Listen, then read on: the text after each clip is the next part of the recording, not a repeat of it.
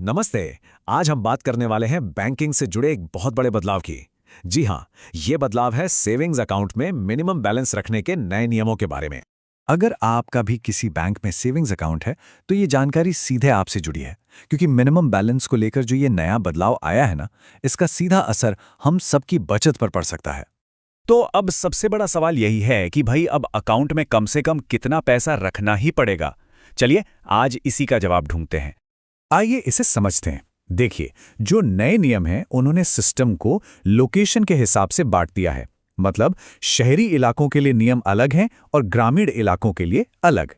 तो अगर अकाउंट किसी बड़े शहर या मेट्रो सिटी में है, तो अब ये कहा जा रहा है कि खाते में औसतन 3,000 रुपए का मिनिमम बैलेंस होना चाहिए। लेकिन अगर खाता किसी गांव या छोटे शहर में है तो यहाँ एक राहत की बात है।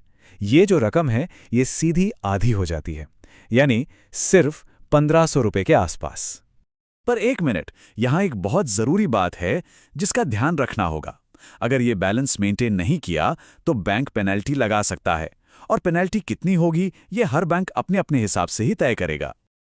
अच्छा, तो ये नंबर तो समझ आ गए, 3000 और 1500। लेकिन कहानी यहीं खत्म नहीं होती। इस नियम के पीछे एक और बड़ा पेंच है। चलिए अब उसकी सच्चाई जानते हैं। इसको ना एक क्रिकेट मैच की तरह समझिए। आरबीआई एक अंपायर की तरह है जो ये बताता है कि खेल के नियम क्या होंगे और सब कुछ फेयर होना चाहिए। लेकिन कौन खेलेगा ये तो टीम यानी कि बैंक्स खुद तय करता है।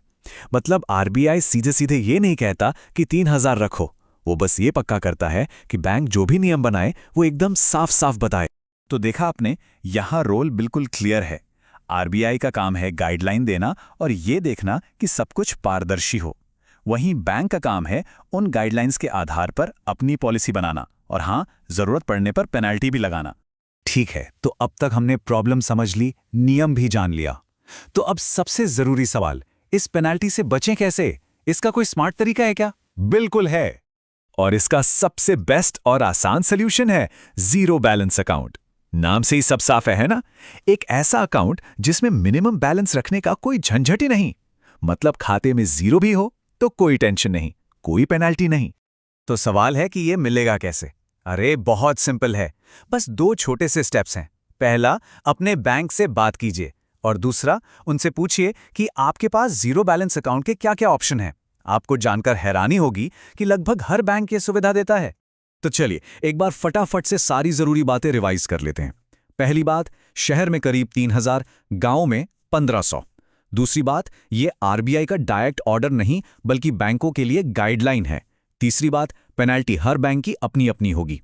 और सबसे जरूरी चौथी बात, इन सब झंझटों से बचने का सबसे अच्छा रास्ता है जीरो बैलेंस अकाउंट। तो जाते जाते बस एक सवाल छोड़ जाते हैं, जरा सोचिए, जो बैंक अकाउंट अभी इस्तेमाल हो रहा है, क्या वो वाकई आपकी जरूरतों के लिए सबसे सही है? इस पर एक बार जरूर सोचिएगा।